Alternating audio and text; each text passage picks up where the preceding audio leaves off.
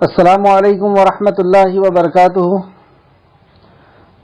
الحمد للہ ان الحمد للہ نحمده ونستعینه ونستغفره ونعوذ باللہ من شرور انفسنا ومن سیئات اعمالنا من يهده الله فلا مضل له ومن يضلل الله فلا هادي له واشهد ان لا اله الا الله واشهد ان محمدا عبده ورسوله اما بعد فان خير الحديث كتاب الله وخير الهدي هدي محمد صلى الله عليه وعلى اله وسلم وشر الامور محدثاتها وكل محدثة بدعة وكل بدعة ضلالة وكل ضلالة في النار۔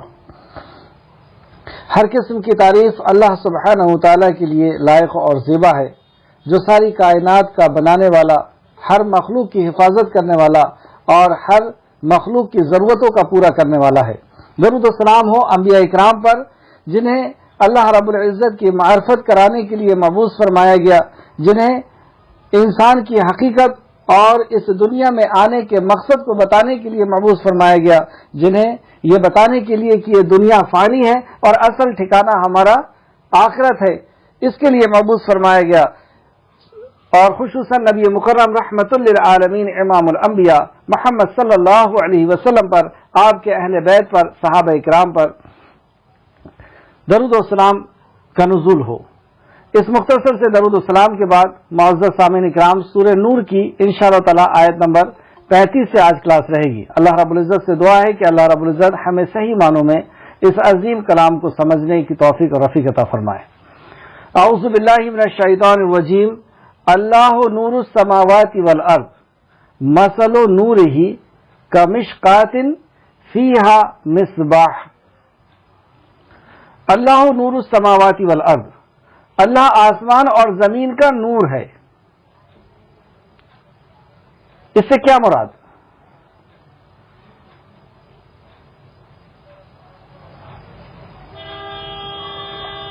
تفسیر ابن کثیر، اس کی تفسیر انشاءاللہ تعالی میں تفسیر ابن کثیر، تفسیر دعوت القرآن اور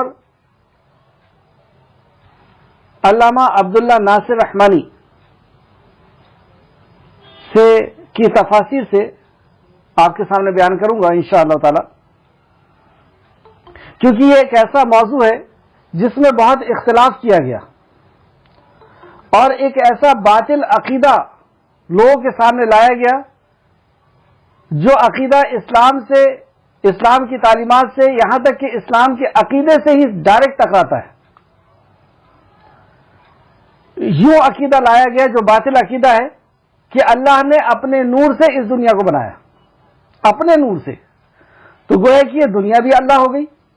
جیسے کوئی پتھر ہے اور پتھر میں سے آپ ایک پتھر کو نکالیں،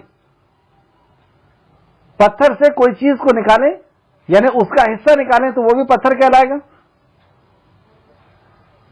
تو اگر اللہ کے نور سے کوئی نور نکلے گا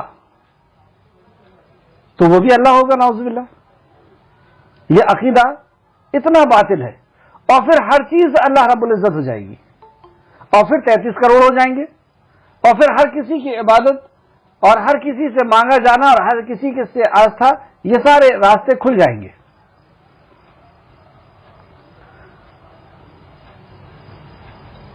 یہ بات بھی ہے کہ نور اللہ رب العزت کی ایک صفت ہے، اور جہاں پر اللہ رب العزت کی صفت کے تعلق ہے تو اللہ نے اپنی صفت کے تعلق سے فرمایا، اور ویسے بھی اللہ رب العزت احد ہے، ایک ہے وہ، تو وہ صفت کے اعتبار سے بھی اکیلا ہے، ذات کے اعتبار سے، صفات کے اعتبار سے، عبادت کے اعتبار سے، رب ہونے کے اعتبار سے۔ تو اللہ رب العزت کی جو صفت ہے نور، تو لیسا کمثلہ شیء وہو السمیع البصیر، کہ اس کے مثل کوئی نہیں۔ تو وہ نور الگ ہے، اور اس نور سے کیا مراد ہے؟ علماء سلف میں اس کی 2 تفاسیر منقول ہے، نور کی 2 تفاسیر منقول ہے۔ ایک نوٹ کریں، نور حسی اور نور معنوی۔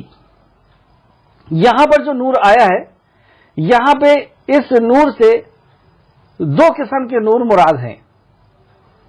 ایک نور حسی اور ایک نور معنوی. نور حسی وہ جو نگاہوں سے نظر آتا ہے. نور حسی وہ جو نگاہوں سے نظر آتا ہے، جیسے چراغ، لائٹ، سورج، آگ، ستارہ، چاند وغیرہ. یہ نور حسی ہے جو اللہ رب العزت نے اپنے حکم سے پیدا کیا. یہ اللہ کی مخلوق ہے. دوسرا، اور ویسے بھی نور بامانہ منور، یہ جو نور ہے یہ بامانہ منور ہے. منور واو کے زیر کے ساتھ، جس کا مطلب ہوتا ہے روشنی کرنے والا، روشنی دینے والا. تو اللہ رب العزت نور ہے بامانہ منور، یعنی روشنی کرنے والا، روشنی دینے والا، اس روشنی کو پیدا کرنے والا. اور منور کہتے ہیں جسے روشنی دی جائے. دوسرا، نور معنوی. نور معنوی میں کا مطلب ہے جو نظر نہیں آتا، یعنی ہدایت کا نور، ایمان کا نور، توحید کا نور، عقیدے کا نور، علم کا نور، قرآن کا نور. اور اگر اس کو اس طرح بھی سمجھے کہ قرآن ہی نور ہے تو قرآن ہی اصل میں علم ہے، اور قرآن میں جو سب سے قیمتی چیز ہے وہ اللہ رب العزت کی معرفت ہے، یعنی توحید کا نور، عقیدے کا نور، ایمان کا نور. یہاں پہ اس نور سے یہ دو قسم کے نور مراد ہیں، نور حسی، نور معنوی. اس نور پر اللہ کے نور کو قیاس نہیں کیا جا سکتا. نوٹ کریں اس کو، اس نور پر اللہ کے نور کو قیاس نہیں کیا جا سکتا، مطلب اس نور کو اللہ کا نور نہیں کہا جا سکتا. نور اللہ رب العزت کی ایک صفت ہے، اور صفت کے تعلق سے اللہ نے فرمایا لیسا کمثلہ شیء وہو السمیع البصیر، کہ اللہ کے مثل کوئی چیز نہیں. یعنی اس نور کی کوئی حقیقت بیان نہیں کر سکتا اللہ رب العزت کا، جو کیونکہ لیسا اس کے مثل نہیں ہے نا کوئی چیز، تو اللہ رب العزت کا جو نور ہے اس کے مثل کوئی چیز نہیں ہے. اور اگر ہم یہ سمجھ رہے ہیں، چلیے اس کو اور ایک حدیث سے بھی سمجھنے کی کوشش کرتے ہیں. مسلم شریف حدیث نمبر 178 سیدنا ابو ذر رضی اللہ عنہ بیان کرتے ہیں کہ میں نے رسول کریم صلی اللہ علیہ وسلم سے پوچھا کہ کیا آپ نے اپنے رب کو دیکھا ہے؟ تو آپ نے فرمایا وہ تو نور ہے. اب یہاں سے پتہ چلا کہ یہ اللہ کی صفت ہے، اور جو صفت اللہ رب العزت کی ہوتی ہے وہ اس کی کوالٹی بھی ہوتی ہے، یعنی اس کے اندر بھی ہوتی ہے اس صفت. جو اللہ کا نام ہوتا ہے وہ اللہ کی صفت بھی ہوتی ہے. تو نبی کریم صلی اللہ علیہ وسلم نے اس حدیث میں فرمایا کہ وہ تو نور ہے، میں کیسے اسے دیکھ سکتا ہوں، میں اسے کیسے دیکھ سکتا ہوں. تو ظاہر سی بات ہے کہ اللہ رب، اور اس سے یہ پتہ چلا کہ اس کی نور کی حقیقت کو کوئی بیان نہیں کر سکتا، اس کی کیفیت کو کوئی جان نہیں سکتا، کیونکہ اللہ نے فرما دیا کہ میرے مثل کوئی چیز. جیسے اللہ رب العزت دیکھتا ہے، لیکن کیسے دیکھتا ہے ہم نہیں بتا سکتے. اللہ کا ہاتھ ہے، کیسا ہے ہم نہیں بتا سکتے، کیونکہ ہم اس کے ہاتھ کے بارے میں قیاس ہی نہیں کر سکتے. اللہ رب العزت نے اس چیز کو ختم کر دیا ہمارے ذہن سے کہ لیسا کمثلہ کہہ کر کے کہ میرے مثل کوئی نہیں. تو اللہ کے مثل ہم کوئی بھی چیز اپنے ذہن میں نہیں لا سکتے کہ اللہ کا ہاتھ ایسا ہوگا. اللہ رب العزت سنتا ہے، لیکن کیسے سنتا ہے ہم وہ سوچ بھی نہیں سکتے، کیونکہ ہمارے دماغ میں جتنی بھی چیزیں آئیں گی اللہ اس سے پرے ہے. اللہ کے ہاتھ ہے، لیکن کیسے ہے؟ جیسے اس کے شان کو لائق ہے. اللہ عرش پر ہے، کیسے ہے؟ جیسی اس کے شان کو لائق ہے. کیسا ہے یہ ہم نہیں بتا سکتے، کیونکہ اللہ نے فرمایا کہ میرے مثل، میرے جیسا کوئی نہیں. تو اللہ نور ہے، لیکن کیسا نور ہے وہ ہم نہیں بتا سکتے. اس لیے یہاں پہ کہا گیا کہ اللہ کے نور کی حقیقت کوئی نہیں بتا سکتا، کیونکہ کوئی جانتا ہی نہیں، اس کے مثل کوئی ہے ہی نہیں، اور اس کی کیفیت کو کوئی نہیں بیان کر سکتا، اس کی تمثیل نہیں کر سکتا، اور کوئی نہیں جانتا، اور کوئی بیان کرنے کی سخت نہیں رکھتا.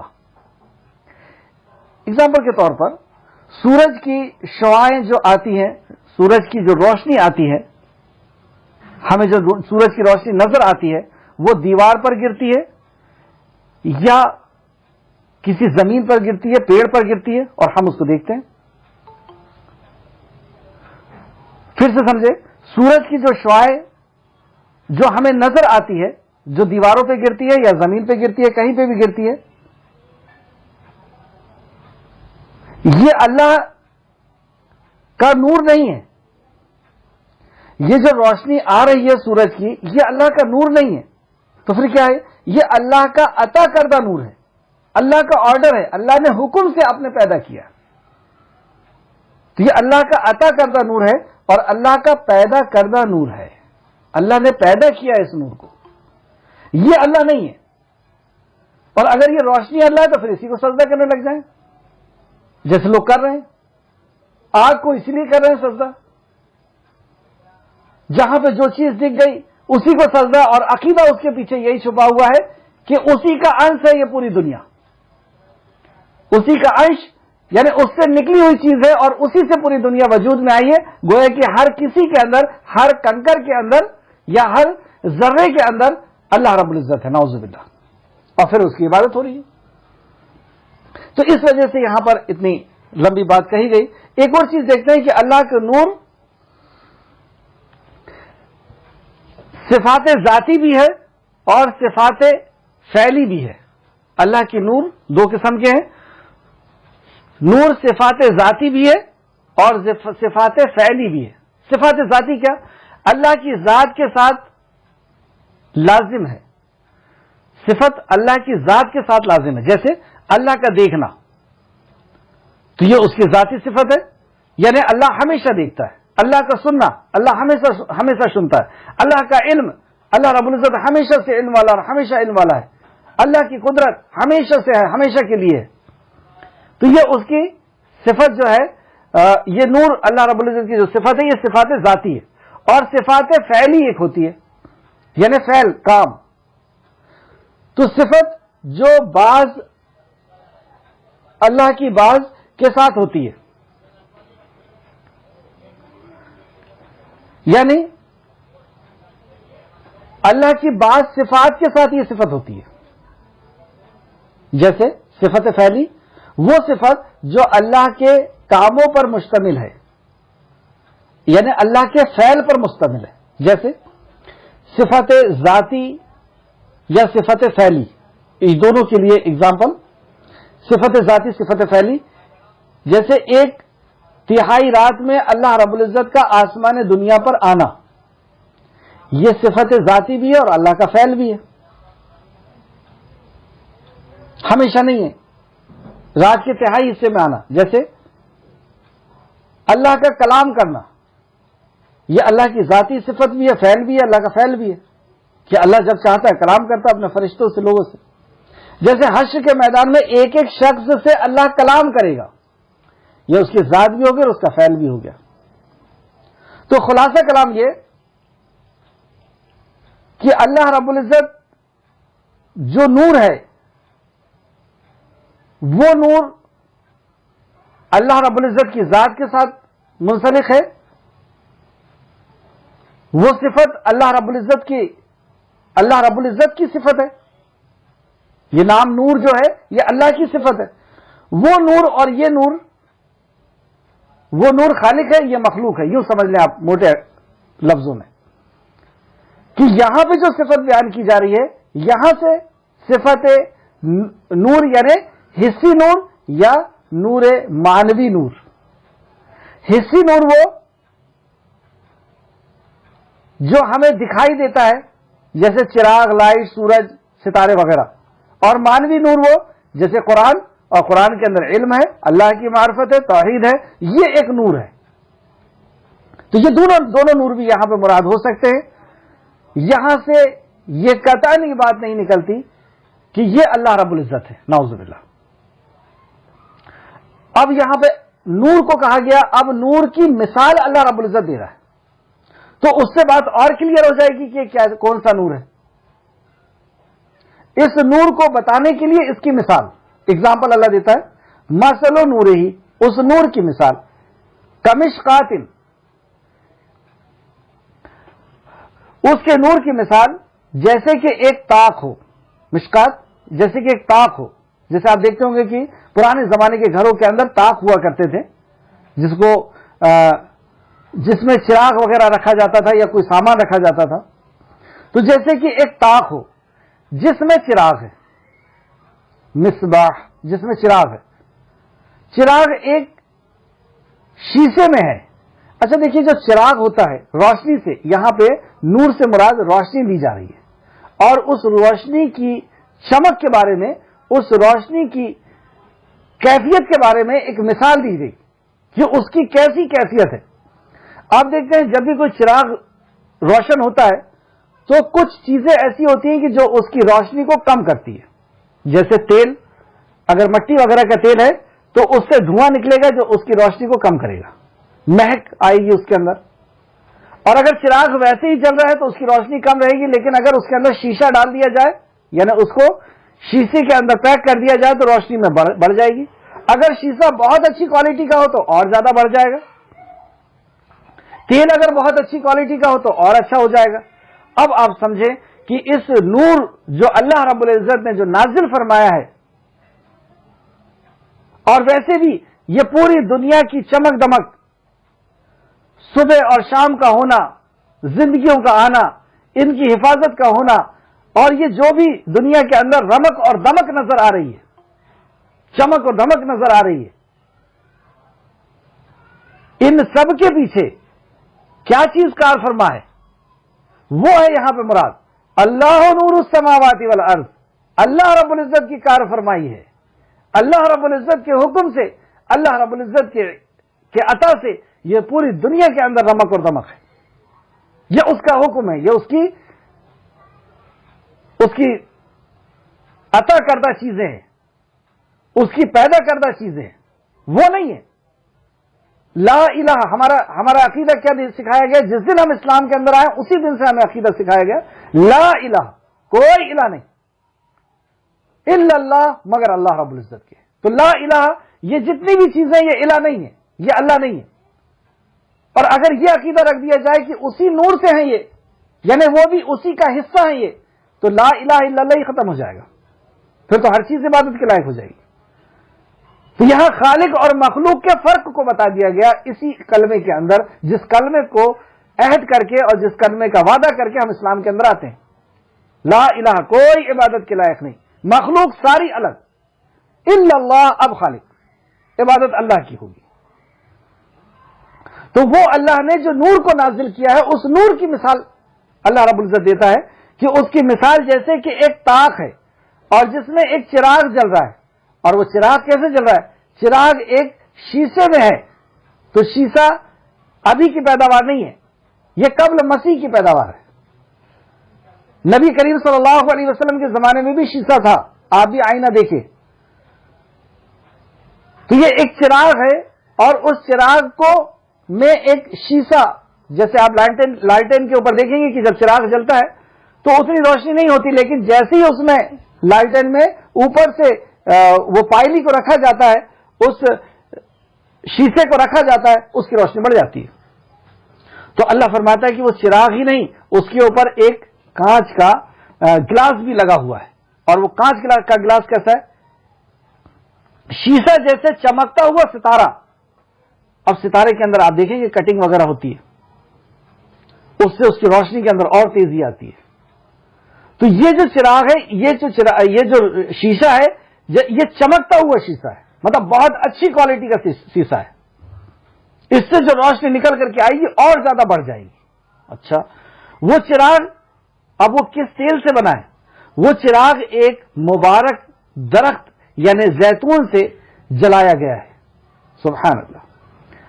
اب یہ زیتون جو سب سے قیمتی، جس کو سبزی بھی کے طور پہ بھی استعمال کیا جاتا ہے، جلانے کے لیے بھی استعمال کیا جاتا ہے. تو یہ چراغ جو ہے اس تیل سے جل رہا ہے، یعنی نہ اس میں مہک ہوگی اور نہ اس کے اندر دھواں. جو نہ مغربی ہے نہ مشرقی.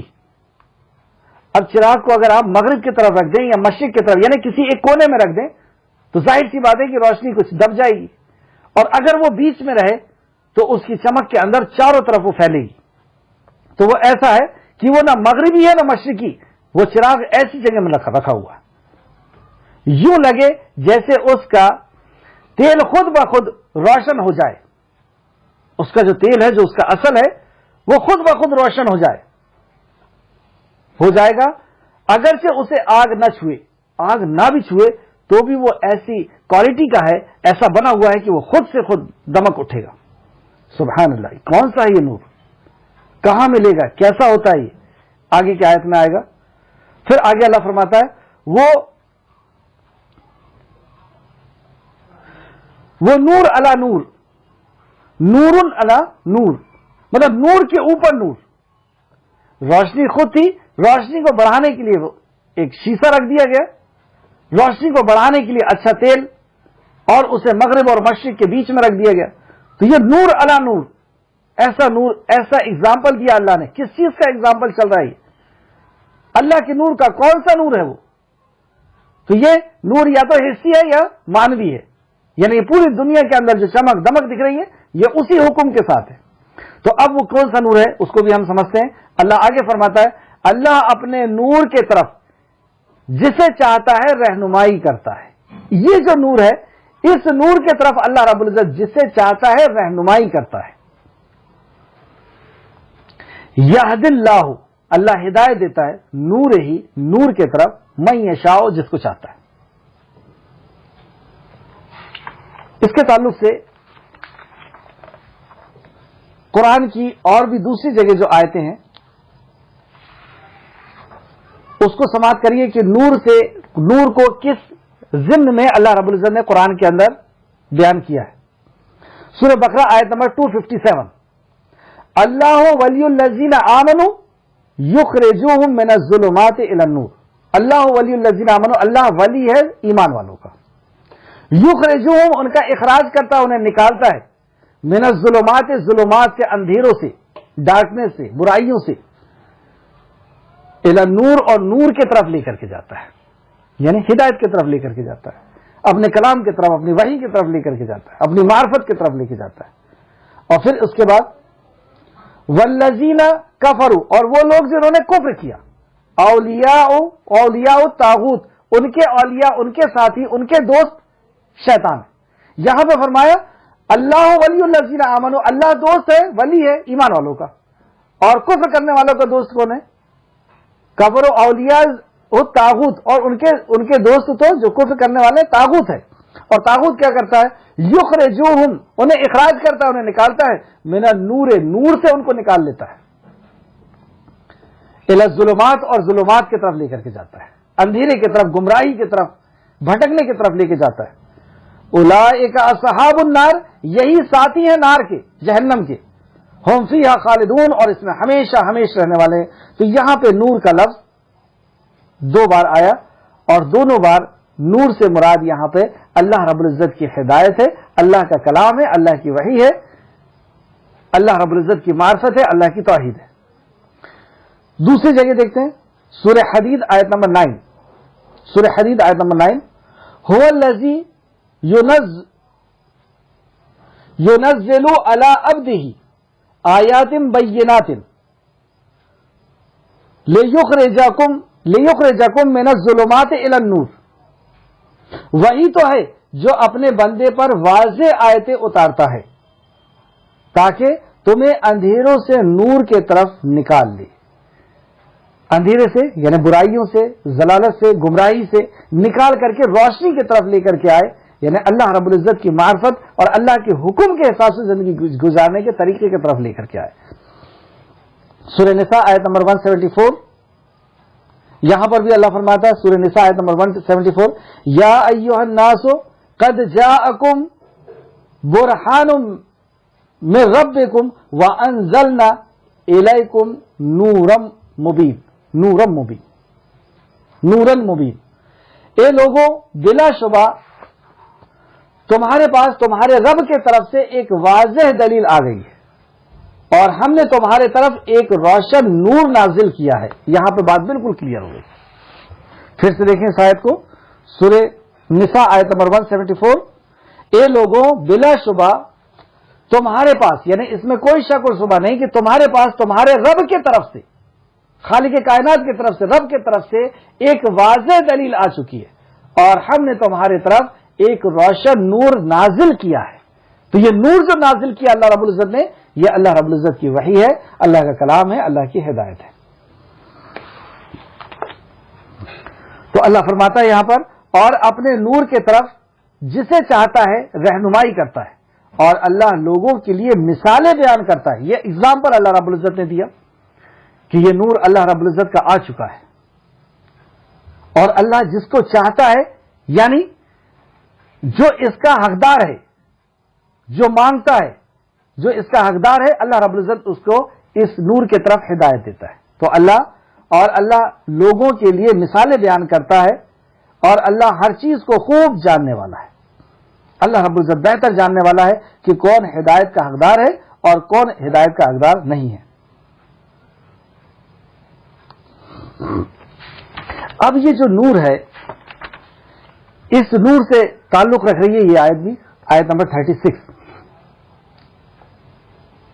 فی بیوتین. یہ ان گھروں میں ہے، یہ ان گھروں میں ہے یہ نور، یعنی یہ چراغ اور قندیل، جس چراغ اور قندیل کی اللہ رب العزت نے مثال بیان کی، وہ کہاں پر ہے؟ یہ چراغ اور قندیل ان گھروں میں ہے جن کے بابت اللہ نے حکم دیا ہے کہ ان کو بلند کیا جائے. یہ جن گھروں میں ہے اللہ رب العزت نے تمہیں حکم دیا ہے کہ ان گھروں کو بلند کیا جائے. بلند کیا جائے سے کیا مراد؟ کہ ان کی عمارتیں بلند کرنے سے مراد نہیں ہے. یہاں پہ بلند کیا جائے سے مراد کہ اس کو آباد کیا جائے، اس کو رونق والا بنایا جائے، انسان کے آنے جانے سے، اس کے سجدے اور رکوع سے. یہاں پہ مسجد مراد ہے، وہ گھر سے مراد مسجد ہے، اور اسے بلند کیا جائے اور ان میں اللہ کا نام ذکر کیا جائے.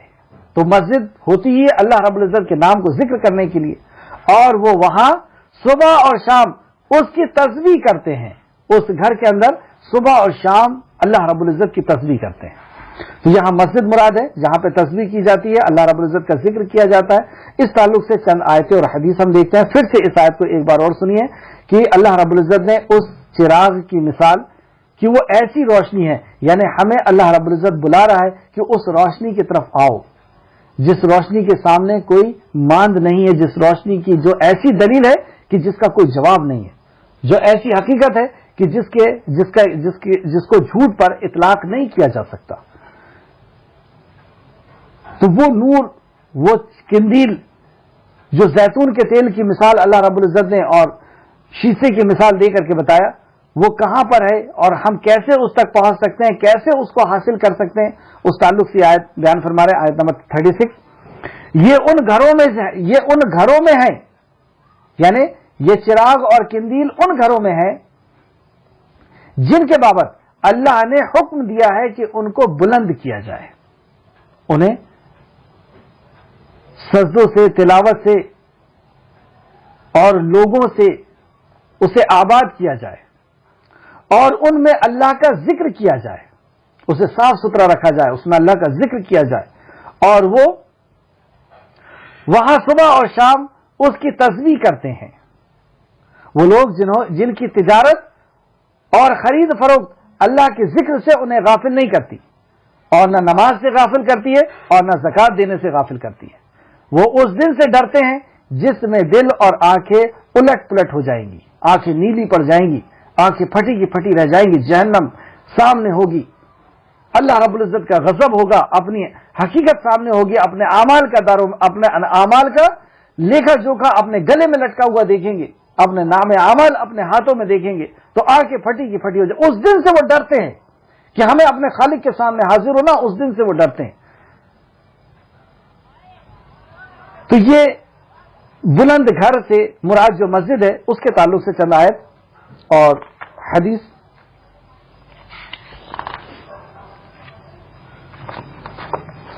سورہ توبہ آیت نمبر 17. مشرکوں کا حق نہ تھا کہ وہ اللہ کی مسجدیں آباد کریں، تو اللہ رب العزت نے کاٹ دیا ان لوگوں کو کہ تمہارا یہ حق ہی نہیں ہے کہ تم مسجد میں آؤ، یعنی تمہاری عبادت کی کوئی وقت اور کوئی ضرورت ہمیں نہیں ہے. اور اس کو اللہ نے خود واضح کیا. آگے دیکھیں ہم، مشرکوں کا حق نہیں تھا کہ وہ اللہ کی مسجدوں کو آباد کریں، اس کا حال کہ وہ اپنے آپ پر کفر کی شہادت دے چکے ہیں، مطلب انہوں نے شرک کیا تو گویا کہ اپنے آپ پر انہوں نے کفر کی شہادت دی ہے، گواہی دی ہے۔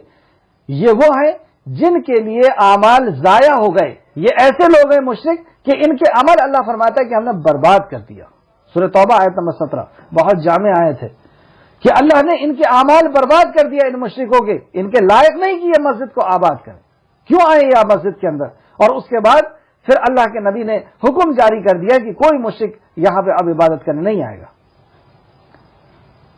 تو یہ وہ لوگ ہیں کہ جن کے اعمال اللہ رب العزت نے برباد کر دیے، جتنی بھی انہوں نے نیکی کی تھی سب ختم۔ کیوں؟ کیونکہ انہوں نے شرک کی گواہی دے دیے ہیں، شرک کی شہادت دی ہے، کفر کی شہادت دی ہے، اور وہ آگ میں ہیں، وہ آگ میں جائیں گے، جہنم میں جائیں گے، اور کب تک کے لیے جائیں گے؟ ہم فیہا خالدون، اس میں وہ ہمیشہ ہمیش رہنے والے ہیں، ہمیشہ ہمیش کے لیے وہ جہنم کے اندر جانے والے ہیں۔ تو مشرک کے تعلق سے چند باتیں اس کے اندر پتہ چلی کہ سب سے پہلی یہ کہ اللہ رب العزت کہتا ہے کہ مشرکوں کی یہ شان نہیں کہ وہ اللہ کے گھر کو آباد کریں، مسجدوں میں آئیں۔ اللہ رب العزت کو ان کی عبادت کی کوئی ضرورت نہیں، کیونکہ انہوں نے اپنے آپ پر کفر کی شہادت دی ہے، اللہ کا انکار کیے ہیں، اللہ کی عبادت کا انکار کیے ہیں، اللہ کی وحدانیت کا انکار کیے ہیں، اللہ کے ساتھ کسی کو شریک کیے ہیں، اور اس وجہ سے اللہ رب العزت نے ان کی ساری نیکیوں کو ختم کر دیا، اور اللہ نے وعدہ کر لیا کہ تمہیں جہنم میں ڈالا جائے گا، اور کب تک کے لیے جائے گا؟ ہم فیہا خالدون، ہمیشہ ہمیش کے لیے ان کو جہنم رسید کر دیا جائے گا۔ سورہ جن آیت نمبر 18 میں اللہ فرماتا ہے، سورہ جن آیت نمبر 18، اور یہ کہ بلا شبہ مساجد اللہ کے لیے ہیں، یعنی اللہ کی وحدانیت کے اعلان کے لیے، اللہ کی عبادت کے لیے، ایک رب کی عبادت کے لیے، بس اللہ کے ساتھ کسی کو مت پکارو۔ مسجدوں میں اللہ کے ساتھ کسی اور کو نہیں پکارا جا سکتا۔ مسجد کی شان جیسے یہاں پہ اللہ رب العزت نے فرمایا کہ اسے بلند کیا جائے، اس تعلق سے چند احادیث دیکھتے ہیں جسے امام بخاری اور مسلم نے روایت کیا ہے۔ سیدنا عثمان رضی اللہ عنہ روایت کرتے ہیں کہ رسول اللہ صلی اللہ علیہ وسلم نے فرمایا، جو شخص مسجد بنوائے اور اس کے ذریعے سے اللہ کی رضا چاہے، مطلب اخلاص کے ساتھ صرف اللہ کی رضا کے لیے مسجد بنوائے، تو اللہ تعالیٰ اس کے لیے بہشت میں اس جیسا گھر بناتا ہے، مطلب جنت میں اللہ رب العزت اس کے لیے اس جیسا گھر بنائے گا۔ سبحان اللہ۔ بخاری شریف حدیث نمبر 450 450، اور مسلم شریف حدیث نمبر 533۔ دوسری حدیث جو امام مسلم نے روایت کیا ہے، سیدنا ابو ہریرہ رضی اللہ عنہ بیان کرتے ہیں کہ رسول اللہ صلی اللہ علیہ وسلم نے فرمایا، اللہ تعالیٰ کے نزدیک شہروں میں سب سے محبوب مقام، مطلب ہمارے شہر کے اندر جو سب سے محبوب مقام ہے اللہ کے نزدیک وہ مسجد ہے، اور سب سے برا ناپسندیدہ مقام اللہ کے نزدیک وہ جو ہے بازار ہے۔ تو بازار کو نبی کریم صلی اللہ علیہ وسلم نے پسند نہیں کیا، اور مسجد کو اللہ کے نبی نے، اور اللہ رب العزت فرماتا ہے اللہ کے نزدیک، تو اللہ کے نزدیک مسجد جو ہے وہ سب سے اچھی جگہ ہے زمین کے اندر۔ یہ ہے مسلم شریف کی حدیث، حدیث نمبر 671۔ اللہ رب العزت ہمیں زیادہ سے زیادہ مسجد کے اندر رہنے والا بنائے، آمین۔ سیدنا ابو امامہ رضی اللہ عنہ بیان کرتے ہیں کہ رسول اللہ صلی اللہ علیہ وسلم نے فرمایا، جو شخص اپنے گھر سے باوضو ہو کر صرف نماز کی ارادے سے نماز ادا کرنے کے لیے نکلتا ہے، گھر سے وضو کرتا ہے، نماز ادا کرنے کے لیے نکلتا ہے، تو اس کو حج کا احرام باندھنے کے والے کے بنسبت ثواب ملتا ہے، یعنی حج کا جو احرام باندھ لے اور حج کرنے کے لیے نکلے اس کے بنسبت ثواب ملتا ہے جو وضو کر کے اور اللہ رب العزت کے گھر، اللہ رب العزت کی عبادت کے لیے یعنی نماز قائم کرنے کے لیے جاتا ہے۔ یہ ابو داؤد نے روایت کیا، صحیح حدیث ہے، ابو داؤد حدیث نمبر 559، ابو داؤد حدیث نمبر 559۔ اس سے پتہ چلا کہ ہمارے لیے عقل مندی یہ ہوگی کہ ہم وہاں گھر بنائیں جہاں پر مسجد ہے، جیسے ابراہیم علیہ السلام نے مسجد بنائی اور اس مسجد کو آباد کرنے کے لیے اپنے بیٹے کو وہاں پہ رکھا اور کہا کہ اے اللہ میں اپنے بچے کو یہاں پر آباد کرتا ہوں تاکہ وہ تیرے گھر میں تیری عبادت کرے۔ تو اس سے ہمیں یہ نقطہ ملا کہ ہمیں ایسی جگہ ہی گھر ہونا چاہیے جہاں سے مسجد ایسی قریب ہو کہ ہم پیدل چل کے بھی جا سکیں۔ ایک اور حدیث دیکھتے ہیں. سیدنا عمر رضی اللہ عنہ نے طائف کے رہنے والے دو آدمیوں سے کہا جو مسجد نبوی میں، اچھا حضرت عمر رضی اللہ عنہ کے دور خلافت کی بات ہے کہ دو شخص مسجد میں بیٹھ کر کے بات کر رہے تھے، تو عمر فاروق نے ایک کنکر پھینک کر کے انہیں مارا، تو وہ دونوں دیکھے اور عمر فاروق کہتے ہیں کہ ادھر آؤ. وہ آئے اور کہا کہ تمہارا رہنے والے کہاں کے ہو؟ تو کہا کہ ہم طائف کے رہنے والے. تو آپ نے فرمایا کہ اگر تم مدینہ کے رہنے والے ہوتے تو میں تمہیں سزا دیتا، کیونکہ تم رسول کریم صلی اللہ علیہ وسلم کی مسجد میں اپنی آوازیں بلند کرتے ہو.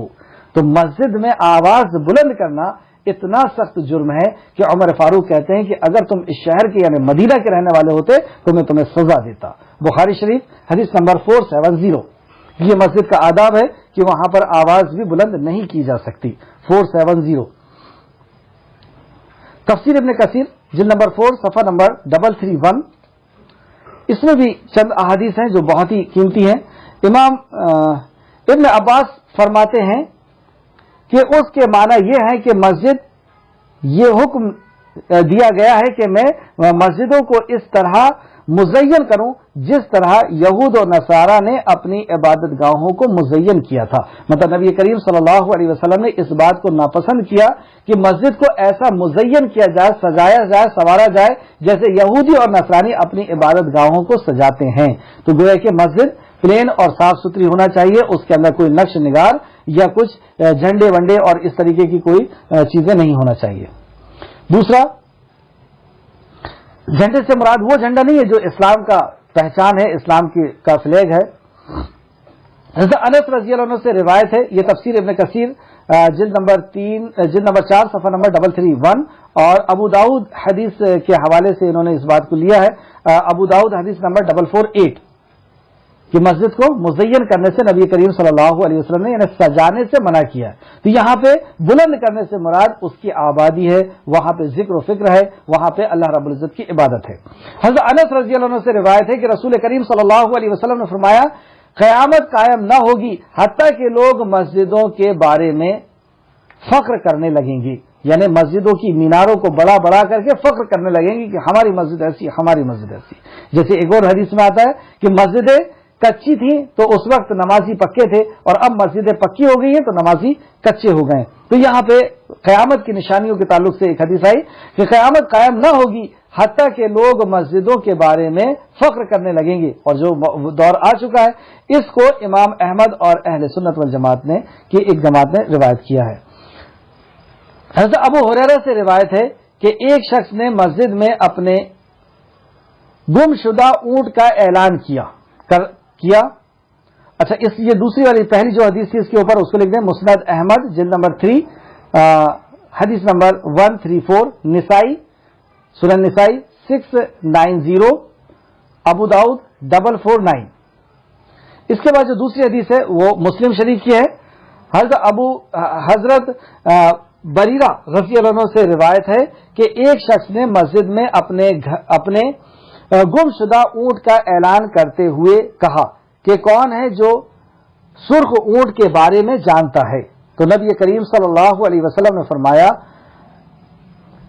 اللہ کرے تو نہ پائے مسجد میں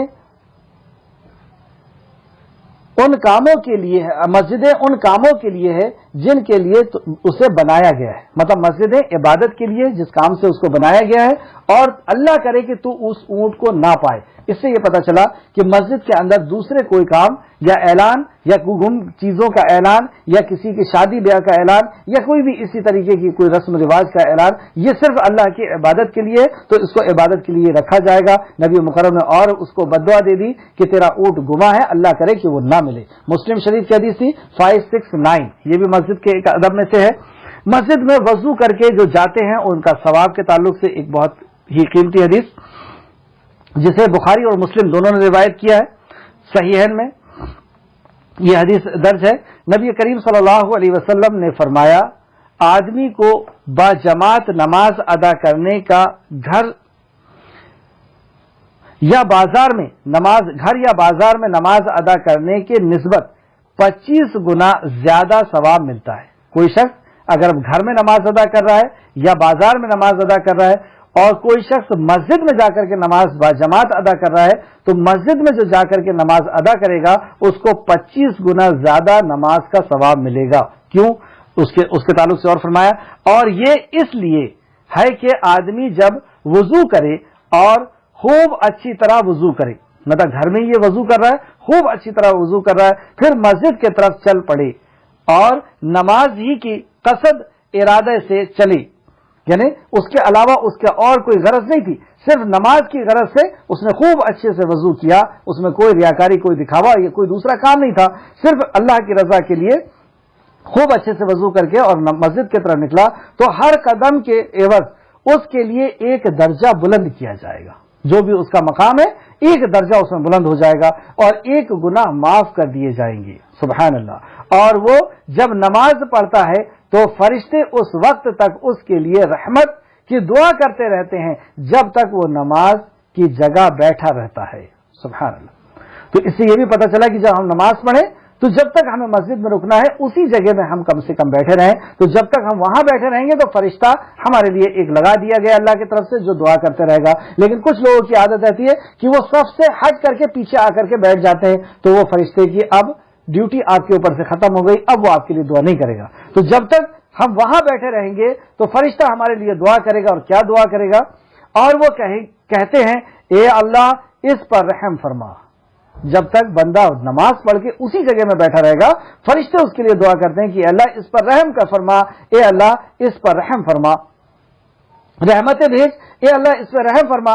اور وہ نماز ہی کی حکم میں ہوتا ہے جب تک نماز کا انتظار کرتا رہتا ہے. تو اب جب یہ پہلے اگر پہنچ گیا اور نماز کے انتظار میں اس جگہ میں وہ بیٹھ گیا ہے تو یہ اس وقت نماز کے حکم میں رہتا ہے، یعنی اللہ رب العزت کے نزدیک وہ نماز کے اندر شامل ہو چکا ہے. اللہ اکبر. اور ایک اور فضیلت اس وقت یہ بھی ملتی ہے، اس کی حدیث کا نمبر لکھ لیں، بخاری شریف حدیث نمبر 647، بخاری شریف، مسلم شریف 661. ایک اور فضیلت ملتی ہے کہ اذان اور اقامت کے بیچ میں جو وقت رہتا ہے، جب نمازی جا کر کے پہلے سے بیٹھ جاتے ہیں تو اذان اور اقامت کے بیچ میں دعائیں رد نہیں ہوتی، اللہ رب العزت ان دعاؤں کو قبول فرماتا ہے. تو یہ مسجد کی فضیلت کے تعلق سے چند احادیث تھی جہاں پر وہ قندیل ہے جس کی شان اللہ رب العزت نے بیان فرمایا کہ وہ ایسی روشن ہے. پھر سے آیت نمبر 36 دیکھتے ہیں، یہ ان گھروں میں ہے، یعنی یہ چراغ اور قندیل ان گھروں میں ہے جن کے بابت اللہ نے حکم دیا ہے کہ ان کو بلند کیا جائے. مطلب وہاں پہ قرآن کے درس ہو، وہاں پہ تعلیم ہو، اور ویسے بھی مسجد جو ہوتی ہے وہ اللہ کے ذکر کے لیے، اللہ کی تعلیم کے لیے، دین کی تعلیم کے لیے، قرآن کی تعلیم کے لیے ہی ہوا کرتی ہے. تو اللہ کے حکم کو، اللہ کے مسجد کو بلند، یعنی اس جگہ کو بلند کیا جائے اور ان میں اللہ کا ذکر کیا جائے، اور وہ وہاں صبح اور شام اس کی تسبیح بیان کرتے ہیں. تو صبح اور شام کی تسبیح کی ایک اپنی فضیلت ہے جو پچھلی کلاس میں جا چکی ہے کہ صبح اور شام کی تسبیح کی کتنی فضیلت ہے. اگر کوئی پابندی کے ساتھ صبح اور شام کی تسبیح کرتا ہے تو وہ اللہ رب العزت کے حفظ اور امان میں آ جاتا ہے. اللہ رب العزت اس کو ہر قسم کی بلا، ہر قسم کی پریشانیوں سے محفوظ رکھتے ہیں. اور یہ تسبیح کیا ہے اگر آپ غور کریں تو یہ نماز اور تسبیح یہ صرف اللہ رب العزت کی توحید کا اعلان ہے، یہ اللہ رب العزت کی وحدانیت کا اعلان ہے، اس کا اقرار ہے، اس کی گواہی ہے، اور اس کی برکت تو ہونا ہی ہونا ہے کیونکہ یہی ہماری پیدائش کا مقصد بھی ہے. آیت نمبر 37، وہ لوگ جنہیں تجارت اور خرید فروخت، اور یہ مسجدوں میں جو آباد کرتے ہیں مسجدوں کو اور جو جا کر کے وہاں سے روشنی لے کر کے آتے ہیں، اللہ کا نور، اللہ کی ہدایت لے کے آتے ہیں، اللہ کے کلام کو سیکھ کر کے آتے ہیں، یہ کون لوگ ہیں؟ یہ کون کیسے قیمتی لوگ ہیں؟ وہ لوگ جنہیں تجارت اور خرید و فروخت یعنی بزنس یا کاروبار یا جو بھی کسی بھی مشغلے میں وہ ہیں دنیا کمانے کے لیے، تو وہ چیز انہیں، یہ وہ لوگ ہیں جنہیں تجارت اور خرید و فروخت اللہ کے ذکر سے، نمبر 1، 2، اور وہ نماز قائم کرنے سے، اور تیسرا اور زکوٰۃ دینے سے غافل نہیں کرتی. اب ہم دیکھ لیں کہ ہماری یہ صفت ہے یا نہیں. ہم جب اپنے کاروبار کے اندر ملوث ہوتے ہیں، مصروف ہوتے ہیں، جو بھی کاروبار ہمارا ہے، جو بھی ہماری نوکری ہے، جو بھی ڈیوٹی ہے ہماری، تو اس میں ہمارا کیا حال ہوتا ہے؟ کیا ہم اللہ رب العزت کے ذکر کو کرتے رہتے ہیں؟ زبان ہماری تر ہوتی ہے اللہ کے ذکر سے. ویسے ابن عباس یہاں فرماتے ہیں کہ یہاں ذکر سے مراد فرض نماز ہے. تو کیا ہم اپنی تجارت کو بند کر کے، روک کر کے، اپنے کاروبار کو روک کر کے، اپنی ملازمت کو، اپنے نوکری کو یا اپنی کھیتی کو روک کر کے، اپنے کام کو روک کر کے کیا ہم نماز پڑھتے ہیں؟ تو یہ وہ لوگ ہیں جو اس نور سے فائدہ اٹھانے والے ہیں اللہ رب العزت کے ذکر سے، اور اللہ رب العزت کی مسجدوں کو آباد کرنے والے ہیں. یہ وہ قیمتی لوگ ہیں کہ ان کی خرید و فروخت، ان کے دنیا کمانا، یہ اللہ کے ذکر سے انہیں غافل نہیں کر پاتی، اور نہ ہی نماز سے غافل ہوتے ہیں، اور نہ ہی یہ زکوٰۃ سے غافل ہوتے ہیں. اللہ رب العزت یہ ساری صفت ہم سب کے اندر داخل فرما دے، آمین یا رب العالمین. وہ اس دن سے کیوں ایسی کیا چیز ہے ان کے اندر جو بزنس جیسی چیز کے پیسے آ رہے ہیں جا رہے ہیں؟ جب پیسے آتے جاتے رہتے ہیں تو ایک بزنس مین کا آپ چہرہ دیکھیے کتنا خوش ہوتا ہے،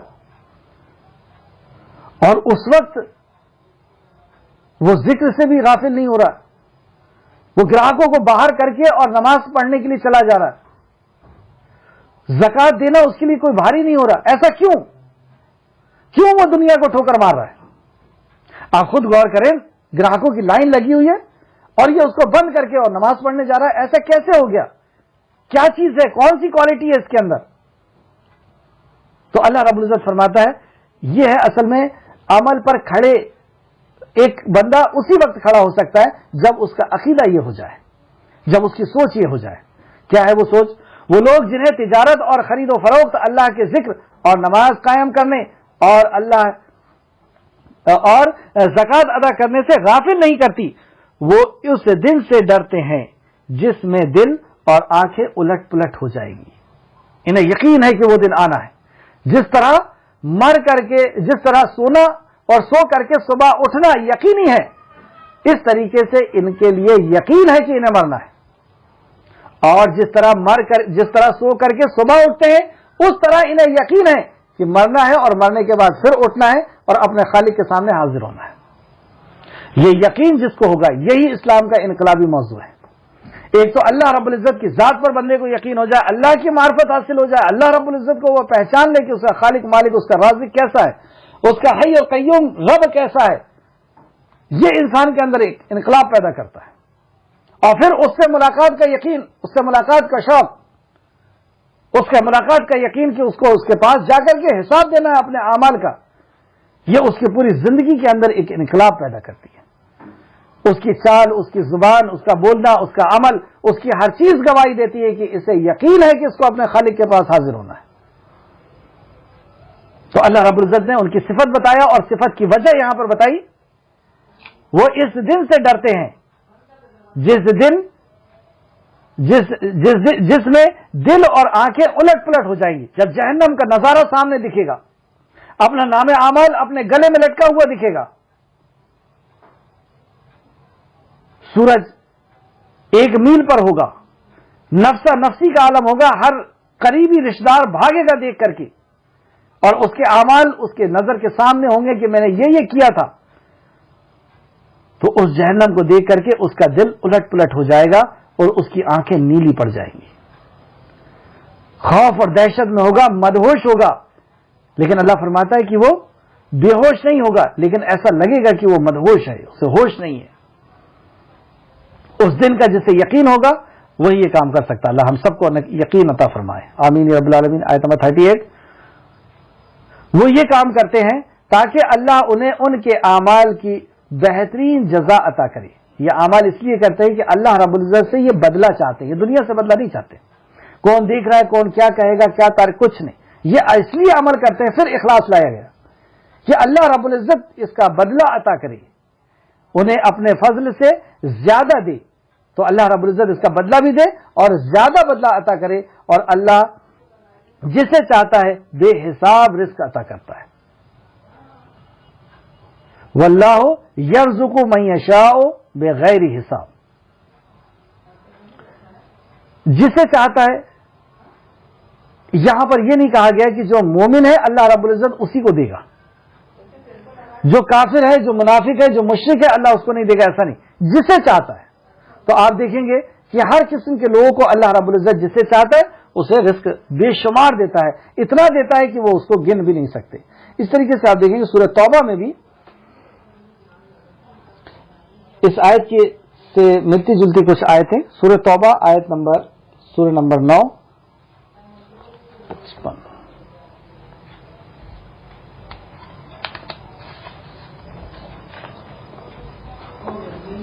یا ایھا الذین آمنوا لا تلحکم اموالکم ولا اولادکم عن ذکر اللہ ومن یفعل ذلک فاولئک هم الخاسرون۔ سورہ منافقون کی ہے یہ آیت، سورہ منافقون آیت نمبر 9۔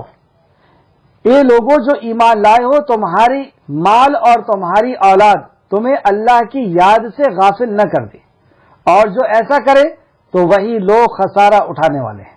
مال سے کہ مال آتے جا رہا ہے، دکان کے اندر بیٹھے ہیں اور غافل ہو گئے نماز سے، اللہ کے ذکر سے غافل ہو گئے، اور اولاد ان سے کھیلنے میں اور ان سے بات کرنے میں اور ان کے ساتھ وقت گزارنے میں اللہ رب العزت کو بھول گئے۔ کیا کرتا آدمی جب نماز پڑھنے مسجد نہیں جاتا تو وہ کہاں غافل ہے؟ یا تو اپنے بچوں میں غافل ہے یا اپنی دولت میں غافل ہے۔ تو ان دونوں کے لیے یہاں پہ اللہ رب العزت فرما رہا ہے سورہ منافقون آیت نمبر 9، اے لوگوں جو ایمان لائے ہو،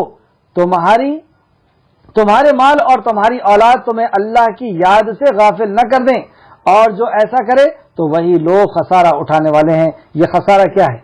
یہ آخرت کا خسارہ ہے، یہ ہمیشہ کی زندگی کا خسارہ۔ اللہ ہم سب کو محفوظ رکھیں۔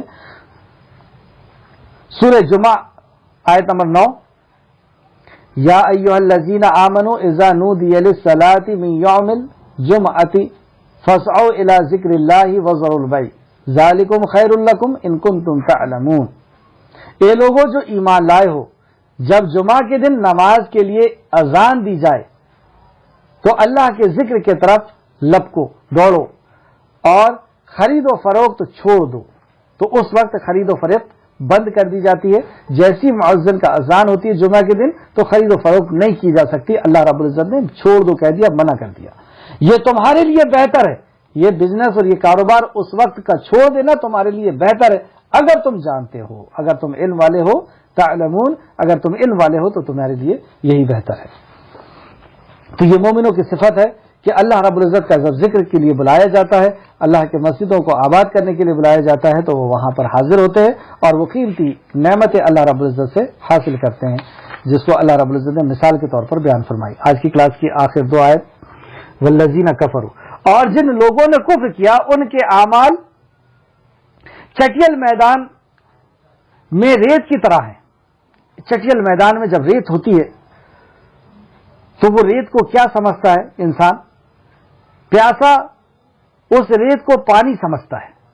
جب دور سے چٹیل میدان کو آپ دیکھیں گے اور دھوپ ہو تو دور سے دیکھنے میں ایسا لگتا ہے کہ وہ پانی ہے۔ جیسے آپ روڈ پہ بھی دیکھیں گے، گاڑی آپ کی چل رہی ہے اور آپ روڈ پہ دیکھ رہے ہیں تو دور سے دور جہاں پہ روڈ ہے وہاں پہ آپ کو ایسا لگے گا کہ وہاں پہ پانی بھرا ہوا ہے، اور اس پانی کی چاہ میں یا اس پانی کی امید میں، اس پانی کے حاصل کرنے میں یہ سمجھتا ہے کہ میں اسے حاصل کر لوں گا۔ یہ اس کا صرف گمان ہے، حقیقت میں نہیں ہے پانی۔ کیوں نہیں ہے؟ والذین کفروا، کیونکہ اس نے کفر کیا، اپنے رب کے ساتھ کفر کیا،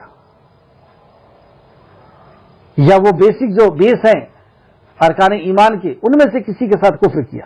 تو جن لوگوں نے کفر کیا ان کے اعمال یا وہ عمل جو کرتے ہیں، وہ جو نیک عمل سمجھ کر کے کر رہے ہیں اور ان نیک عملوں کا ان کو یقین ہے یا وہ انتظار میں ہے یا وہ اس نیک عمل کو پانے کے لیے امیدوار ہیں، لیکن یہ ان کی امید کی مثال اللہ رب العزت نے ایسی مثال ہے کہ جیسے روڈ کے اوپر دور سے آدمی دیکھ رہا ہے، ریت کے اوپر دور سے دیکھ رہا ہے تو ایسا لگ رہا ہے کہ اس کو پانی بھرا ہوا ہے، اب وہ جائے گا اور پانی سے اپنے آپ کو سیر کر لے گا، اپنے آپ کو فائدہ اٹھا لے گا۔ یہ حقیقت میں ان کے اعمال اس طریقے سے اللہ رب العزت نے برباد کر دیا کہ ان کو لگ رہا ہے کہ ہے لیکن حقیقت میں ہے نہیں۔ ایسے کفر سے اللہ رب العزت ہم سب کو محفوظ رکھے، آمین یا رب العالمین۔ اور جن لوگوں نے کفر کیا ان کے اعمال چٹیل میدان میں ریت کی طرح ہے، پیاسا اس ریت کو پانی سمجھتا ہے، حتیٰ کہ جب وہ اس کے پاس پہنچے تو اس نے وہاں کچھ بھی نہ پایا۔ جب وہ مریں گے اور اللہ رب العزت کی بارگاہ میں حاضر ہوں گے تو انہیں کچھ بھی نہیں ملے گا. کیوں نہیں؟ کیونکہ ان کے اندر ایمان نہیں تھا, اور ایمان نہیں رہے گا تو کیا چیز رہے گی؟ صرف اس دل کے اندر 3 قسم کے دل ہوتے ہیں جو سورہ بقرہ کی ابتدائی آیتوں میں ہم نے پڑھا تھا. یا تو ایمان والا دل ہوگا, یقین کرنے والا دل ہوگا, دل سے یقین, زبان سے اقرار, اعضاء سے عمل. یا وہ دل ہوگا نفاق والا, شک والا, منافقت والا. یا وہ دل ہوگا کفر کرنے والا. بس یہ 3 ہی قسم کے لوگ دنیا میں پائے جاتے ہیں. یا تو ایمان والا کی جو آخرت کی بات بتائی گئی, اللہ رب العزت کی وحی آئی ہے, اس پر اس نے ایمان لے آیا, نبی پر ایمان لایا, مرنے کے بعد کی زندگی پر ایمان لیا. یا شک میں ہے تو اس کے عمل خود بتائیں گے کہ یہ شک والا عمل کیسا ہوتا ہے, اور یہ کفر کرنے والا ہے تو اس کا عمل بتائے گا کہ اس نے تو انکاری کر دیا, اللہ کے حکموں کا انکاری کر دیا. تو یہ اب جو عمل کر رہا ہے, عمل کر کے یہ سوچ رہا ہے. اور مکہ زندگی میں ہم جا کر کے دیکھیں کہ وہاں پر کون مخاطب تھے؟ وہ ابراہیم علیہ السلام کے ماننے والے تھے, جو حج کرتے تھے, جو زکات, جو حج کرتے تھے, جو عمرہ, جو طواف بھی کرتے تھے, جو نمازیں بھی پڑھتے تھے, جو نکاح بھی کرتے تھے. یعنی ایک بگڑا ہوا مسلمان کی شکل تھی مکہ کے اندر جب نبی کریم صلی اللہ علیہ وسلم نے اس توحید کی دعوت کو دینا شروع کیا. اور کون سے مذہب کے ماننے والے تھے وہاں؟ ابراہیم علیہ السلام کے دین کے ماننے والے تھے, لیکن بگڑی ہوئی شکل تھی, کئی سالوں سے نبی نہیں گئے تھے تو ان کے اندر بگاڑ آ گیا تھا. تو ان کو سامنے رکھ کر کے سوچئے کہ ان کے لیے اللہ رب العزت کہہ رہا ہے کہ انہوں نے انکار کیا نبی کی اطاعت کا, ان کے قانون کا, نبی کے حکم کا. نبی نے جو توحید لائے ہیں اس کا ان نے انکار کیا, اور یہ اپنے ہاتھ سے بنائے ہوئے جو 360 ان کے پاس رکھے ہوئے انبیاؤں کے اور ولیوں کے اور دوسرے لوگوں کے جو مجسمے, ان کو انہوں نے حاجت روا اور مشکل کشا سمجھ لیا, انکار کیا ہے. تو یہ جو عمل کر رہے ہیں, اب یہ کتنا بھی صدقہ اور زکات دیں, اور یہ کتنا ہی گوشت اور روٹی کا شوربہ ملا کر کے اور حاجیوں کو کھلائیں اور حاجیوں کو پانی پلائیں اور ان کو اپنے گھروں میں رکھیں, اور جتنی بھی نیکیوں کے کام یہ کر رہے ہیں, طواف کریں اور طواف کرنے کے لیے اپنے وسطر کو, اپنے کپڑوں کو اتار دیں, اور جتنی بھی یہ قربانیاں دیں, اللہ رب العزت نے ان سب کو یہاں پہ گن دیا. اب آیت کو پھر سے دیکھیں. اور جن لوگوں نے کفر کیا ان کے اعمال چٹیل میدان میں ریت کے مانند ہیں. پیاسا اسے سمجھتا ہے, ریت کے مانند ہے, پیاسا اسے سمجھتا ہے کہ وہ پانی ہے, حتیٰ کہ جب وہ ان کے پاس پہنچتا ہے تو وہاں کچھ بھی نہ پائے گا, اور اللہ کو اپنے پاس پائے گا. وہاں پر اللہ ہی کو پائے گا, اور اللہ رب العزت اس کے عمل کا حساب لے گا اس حشر کے میدان میں. پھر اللہ نے اس کا حساب پورا پورا چکا دیا. پھر اللہ رب العزت ہر کسی بندے کا حساب پورا پورا چکانے والا ہے, اور اللہ جلد حساب لینے والا ہے. اللہ کو حساب لینے میں کوئی وقت نہیں لگے گا. آخر آیت نمبر 40. یا کافر کے اعمال, اب کافر کے عمل کی دوسری مثال دی جا رہی ہے, انکار کرنے والے کے عمل کی دوسری مثال دی جاتی ہے. گہرے سمندر کی اندھیروں کے مانند ہے, ان کے عمل کی مثال گہرے سمندر میں اندھیرے کے مانند ہے کہ جسے ایک موج ڈھانک لیتی ہے. تو دیکھیے ایک سمندر کا گہرائی کا جو اندھیرا ہوتا ہے تو وہ ایک اپنا اندھیرا ہے, اور موج کے اوپر جب موج چڑھتی ہے تو اس کا ایک اندھیرا, یہ ڈبل اندھیرا ہو گیا. اس کے اوپر ایک اور موج, پھر موج کے اوپر ایک اور موج, پھر یہ تیسرا اندھیرا ہو گیا. اس کے اوپر بادل, اب کالی رات کا بادل بھی چھڑا ہوا ہے. تو باہر بھی اندھیرا, موج کا اندھیرا, پھر ایک اور موج کا اندھیرا, اور پھر اس کے بعد وہ گہرائی کا اندھیرا. اللہ اکبر. غرض اوپر تلے اندھیرا ہی اندھیرا ہو. جب وہ اپنا ہاتھ نکالے تو لگتا نہیں کہ وہ اسے دیکھ پائے. اگر وہ اپنے ہاتھ کو بھی دیکھنا پائے تو وہ ایسا لاچار ہے کہ اس کا ہاتھ بھی اس کو دکھائی نہ دے. اور جس کے لیے اللہ نے نور نہیں بنایا تو اس کے لیے کوئی نور نہیں. جس کے لیے اللہ رب العزت جس کو تاریکی کے اندر ڈال دے, اور ایسی تاریکی کہ دن کی بھی تاریکی, مطلب بادل کی بھی تاریکی ہے, سمندر کی بھی تاریکی ہے, لہر کی بھی تاریکی ہے, اور اس کے اوپر بھی لہر کی تاریکی ہے. اب وہ اپنے ہاتھ کو بھی نکالے تو اس کا ہاتھ بھی وہ نہیں دیکھ سکتا. ایسی تاریکی ہے یہ شرک, ایسی تاریکی ہے یہ ہدایت کے مخالف جو چیز ہے, یعنی گمراہی. اور اللہ رب العزت نے یہاں پہ آخر میں فرمایا, اور جس کے لیے اللہ نے نور نہیں بنایا تو اس کے لیے کوئی نور نہیں. جسے اللہ ہدایت نہ دے اس کے لیے پھر کوئی ہدایت نہیں, اس کا اعمال بھی ایسے اندھکار میں ہے اور وہ خود بھی ایسے اندھکار میں ہے، ایسے ڈارکنیس میں ہے، ایسے اندھیرے میں ہے، اور اسی اندھیرے میں اس کو زندگی گزارنا ہے۔ اور پھر جب نور ہی نہیں ہوگا تو پھر قبر کے اندر روشنی کہاں سے آئے گی؟ جب نور ہی نہیں رہے گا تو حشر کے میدان میں وہ کیسے چل پائے گا؟ جب نور ہی نہیں رہے گا تو اسی نور کی بنیاد پر تو ایک بندہ جو ہے اللہ رب العزت کے قریب پہنچنے والا ہے۔ کفر کے تعلق سے بس ایک آخر بات نوٹ کریں،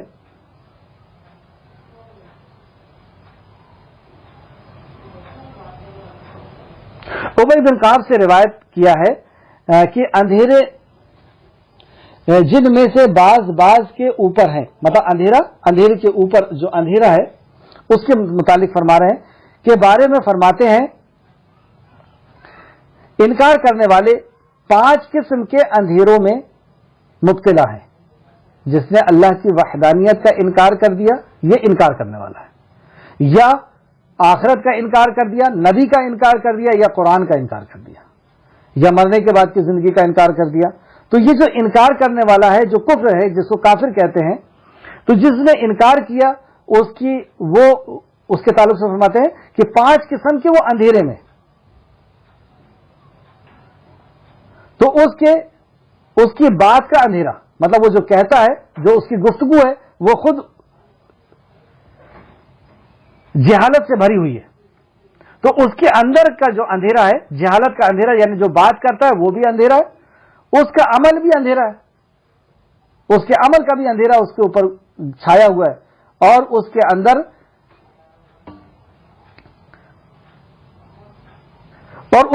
کا اندھیرا